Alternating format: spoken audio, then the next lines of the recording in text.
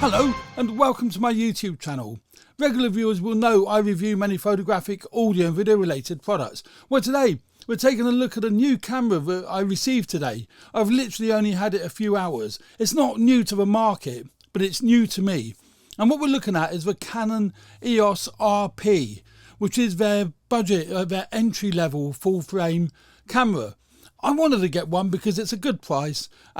I just wanted to see how bad it was for video, because all the other reviewers are saying it isn't very good for video and I wouldn't bother with it. So I deliberately bought it just to either prove them wrong or see if they are right. So what I'm doing today is a little bit crazy. The close-up shot you're seeing here is being filmed with the Canon EOS RP with an adapted lens. It's a Canon lens, but it's the Canon 85mm EF mount lens. This is the first filming I've done with it. It's the first time I've got it out of the box. So I've set it to 1/50th of a second manual exposure, and I've got it on PAL. So because obviously we're here in the UK, so I've got it. I'm shooting it in HD at the moment. Normally my close-up shot would be this one here, which was either going to be my Sony A6100 or my Sony A6600. On this occasion, I've got my Sony A6100, which is an APS-C body. Comparing it with a Canon, which is a full frame body, the aesthetic should be a bit different. And I got on it the Sigma 56mm f1.4, which is actually very close to the 85mm on the Canon RP. So, you know, and I've tried balancing them so they look fairly similar. You know, the framing is fairly similar, although they're quite far apart, because right in the middle I've got another Sony A6100 getting the wide shot, and then I've got me other 6100 just kind of looking over my shoulder.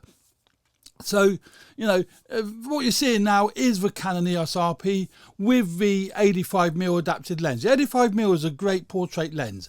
It goes down to f1.8, so I'm actually shooting wide open at f1.8. My initial thoughts of this camera, it literally is initial thoughts of this camera. I love the touchscreen and its ergonomics and its operation. It's really nice to use, it's intuitive to use, and it's nice and easy to use. So from that point of view, it scores really highly. I can't say what the score on video quality is yet because we haven't looked at it. And it will only be, well, this particular scene will only be HD. I did also buy the Canon 24-105 RF 24-105 f4 to 7.1, so it really is a cheap kit lens. I got this used, it was cheap, and I'm going to see how good this is. I will do a review on it. I will also put some photographs on my Flickr page at some point once I've had a chance to take some photographs with it. But that's the Canon RF 24-105. What I do like about Canon, they are obviously developing the R range or the RF mount to cater for the entry-level person, the amateur, the hobbyist, and somebody just getting into, or even content creators. If this works out well, this camera could be an ideal content creation camera because it's got the articulating screen. HD is more than good enough for YouTube. I actually film everything in 4K normally and upload it in HD. I edit it on a HD timeline and upload it in HD. I don't see the need to, you know, upload in 4K. Maybe somebody could tell me I should do, I don't know. But so that's the Canon RF 24-105, very cost effective, very good value lens, but we don't know how good it is yet.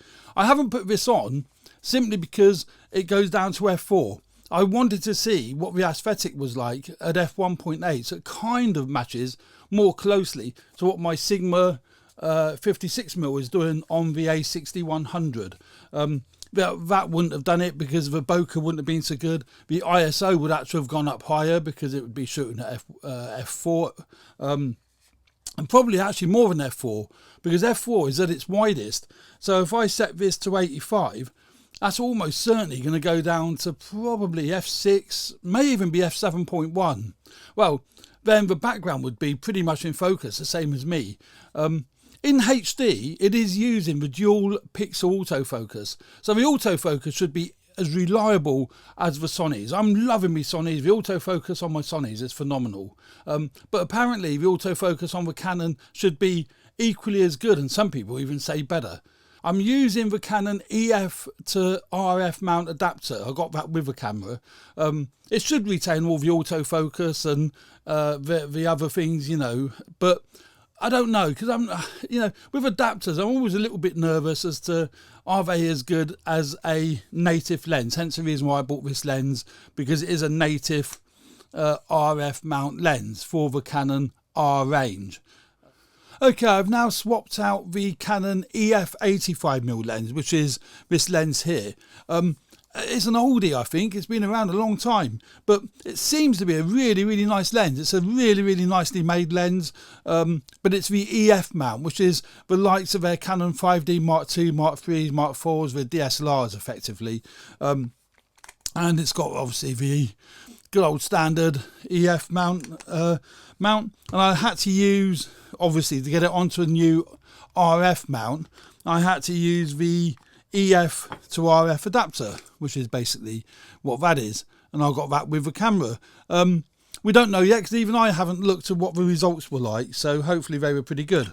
I've put on the 24 to 105 RF lens, and it's shooting at f6 point, I think it said 6.1, so it's quite a small aperture, so you're not going to get much background out of, you know, much blur in the background with that lens. And also in a darker environment like this, the ISO is going to go up, so not the ideal lens for indoors, but I've put it back to HD because that kind of made sense, because I know the dual pixel autofocus will work really well and will pick up the pupil with my eye even though I'm wearing glasses. So I'm still running the A60-100 with its 56mm Sigma the 60mm 56mm Sigma lens on, and I've got another 60-100 getting that wide shot with the Sony, I don't know what it is it the 16 to 70? I mean, it's a 16 to 70 Zeiss lens on, and then over the shoulder got me 60-100 with the 16mm Sigma lens. But today's test is really looking at this Canon EOS RP. Does it make a good video camera when vast majority of the internet is saying it doesn't? I'm happy with HD. As long as I can, you know, work with the files, and the file sizes are a lot smaller. So, you know, it could well be the perfect, you know, camera form, one of the perfect cameras. I love my Sonys. I won't be changing my Sonys, but I wanted to get it just to see, you know, what it can do. The audio, by the way, is being recorded using the Rode M5 microphone. Is here going straight into my Rodecaster Pro. I do that now with all my videos as best I can here in the home studio anyway. I love this setup. I'm getting some lovely, lovely sound. So I'm not using the Canon for recording the sound.